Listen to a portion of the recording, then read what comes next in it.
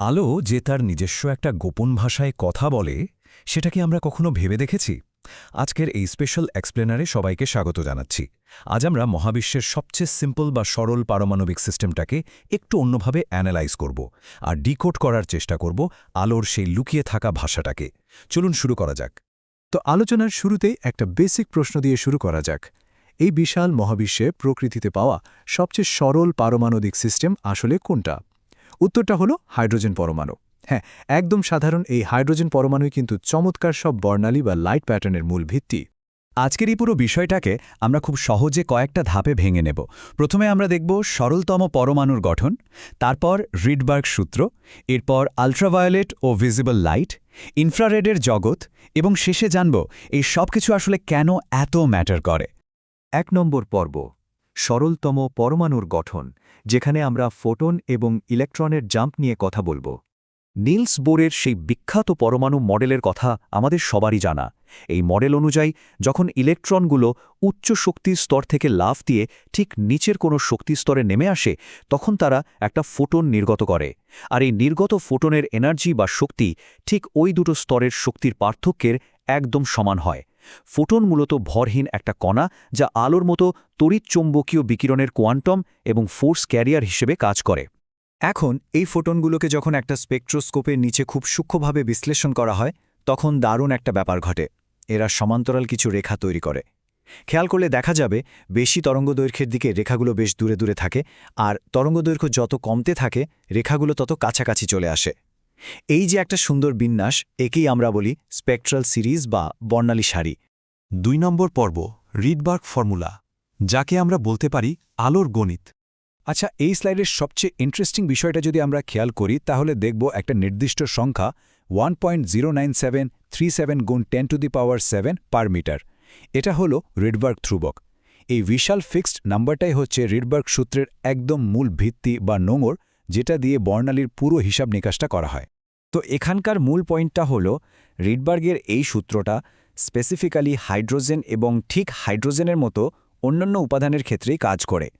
এই যে তরঙ্গদৈর্ঘ্য, রিডবার্গ ধ্রুবক, পারমাণবিক সংখ্যা আর উচ্চ ও নিম্ন শক্তির স্তর, এই ভেরিয়েবলগুলো তখনই একটা সিগনিফিক্যান্ট বা অর্থপূর্ণ মান দেয় যখন ইলেকট্রনের উচ্চ শক্তির স্তরটা নিম্ন শক্তির স্তরের চেয়ে বড় হয়।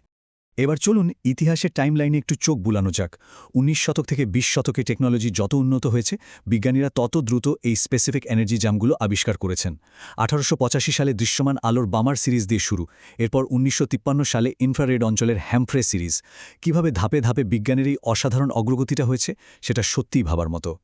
৩ নম্বর পর্ব, অতিবেগুনি ও দৃশ্যমান আলো, অর্থাৎ লাইম্যান এবং বামার সিরিজ।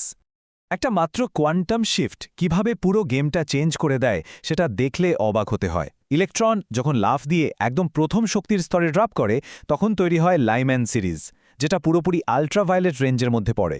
মানে আমাদের চোখে এটা টোটালি ইনভিজিবল।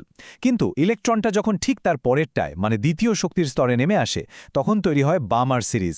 আর এই রেঞ্জটাই হলো ৪০০ থেকে ৭৪০ ন্যানোমিটার, যা আমরা খালি চোখে দৃশ্যমান আলো হিসেবে দেখতে পাই। অ্যাস্ট্রোনমিতে এই বামার সিরিজ কিন্তু ভীষণ রকম ইম্পর্ট্যান্ট।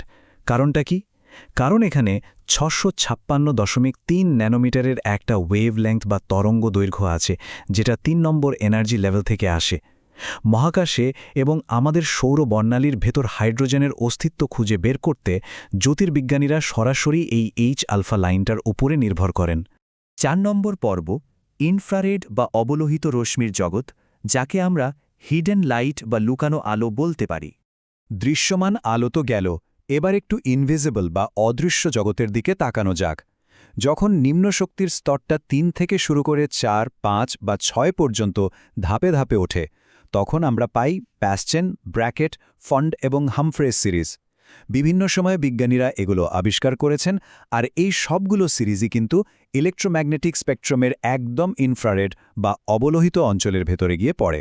কোয়ান্টাম মেকানিক্সের একটা অদ্ভুত কিন্তু দারুণ মজার ব্যাপার এখানে দেখা যায়।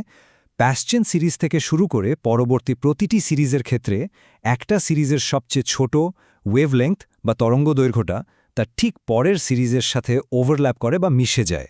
এই ডেটাগুলোর দিকে তাকালে আমরা বুঝতে পারব যে ইনফ্রারেড রেঞ্জের উচ্চতর তরঙ্গদৈর্ঘ্যের দিকে এই স্পেকট্রাল লাইনগুলো ক্রমশ কতটা ছড়িয়ে পড়ে। এখানে প্রতিটি সিরিজের সর্বনিম্ন আর সর্বোচ্চ ওয়েভলেন্থের লিমিটগুলো দেখলেই বোঝা যায় লাইনগুলো আসলে কতটা প্রশস্ত বা ওয়াইড হতে পারে। গবেষণায় আরও একটু ডিপে গেলে আমরা দেখব ১৯৭২ সালে পিটার হ্যানসেন আর জন স্ট্রং সম্পূর্ণ নামহীন একটা সিরিজ আবিষ্কার করেছিলেন। এটা আসলে খুব রেয়ার বা বিরল কিছু পারমাণবিক ঘটনার রেজাল্ট, যেখানে ইলেকট্রন ৭ নম্বর বা তার চেয়েও ওপরের শক্তিস্তরে নেমে আসে।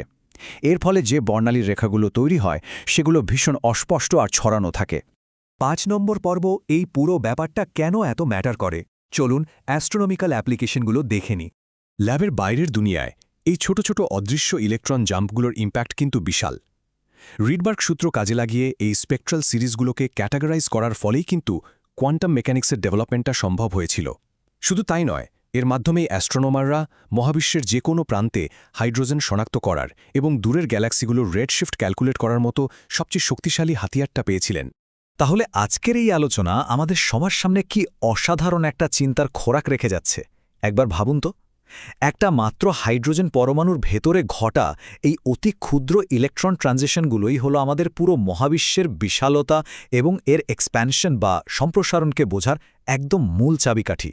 প্রকৃতির সবচেয়ে ক্ষুদ্রতম অংশগুলোর মেকানিক্সই আমাদের সাহায্য করছে মহাজগতের সবচেয়ে বিশাল রহস্যগুলো ভেদ করতে। ব্যাপারটা সত্যিই অবিশ্বাস্য না? এই প্রশ্নটা সবার ভাবনার জন্যই রেখে গেলাম। আজকের মতো এখানেই শেষ করছি।